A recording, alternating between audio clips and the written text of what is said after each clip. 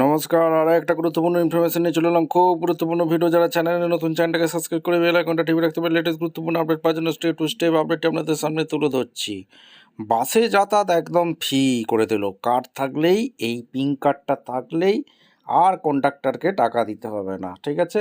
আর টাকা দিতে হবে না। কীভাবে এই স্মার্ট কার্ডটি পাওয়া যাবে, কোথায় আবেদন করবেন, আজকের এই প্রতিবেদনে বলে দেবো। তার জন্য ভিডিওটা মনোযোগ দিয়ে দেখতে হবে, জানতে হবে, বুঝতে হবে।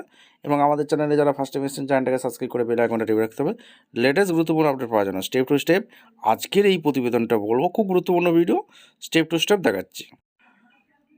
আচ্ছা, আমরা প্রথমে দেখে নেবো এই কার্ডটি আসলে কি। দিল্লির মহিলাদের জন্য আগে বাসে বিনামূল্যে ভ্রমণের জন্য গোলাপি রঙের কাগজের টিকিট দেওয়া হতো। এখন সরকার সেটিকে আরও উন্নত করে একটি স্থায়ী চিপযুক্ত স্মার্ট কার্ডে রূপান্তর করেছে, যার নাম দেওয়া হয়েছে সহেলে পিঙ্ক স্মার্ট কার্ড। প্রধান সুবিধা কী পাওয়া যাচ্ছে?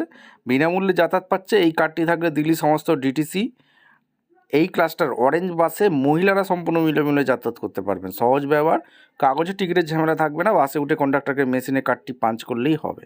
নিরাপত্তা, কার্ডটি আধার কার্ডের সাথে লিঙ্ক করা থাকবে, যা মহিলাদের নিরাপত্তা নিশ্চিত করতে এবং যাতায়াতের সঠিক তথ্য রাখতে সরকারকে সাহায্য করবে।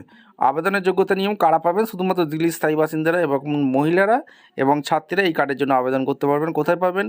এটি বিভিন্ন মেট্রো স্টেশন, বাস ডিপো, সরকারি কাস্টমার কেয়ার সেন্টার থেকে পাওয়া যাবে। প্রয়োজনীয় নথিপত্র, আবেদনের জন্য আধার কার্ড, পাসপোর্ট সাইজ ছবি, দিল্লির স্থায়ী ঠিকানা প্রমাণপত্র, এগুলো লাগবে। ভিডিওটা ইনফরমেটিভ মনে হলে আমাদের চ্যানেল ফার্স্ট টাইম দেখলে চ্যানেলটাকে সাবস্ক্রাইব করে বেল আইকনটা টিপে রাখতে পারে লেটেস্ট গুরুত্বপূর্ণ আপডেট পাওয়ার জন্য। দেখা হচ্ছে কোনো বড় ভিডিও। ধন্যবাদ।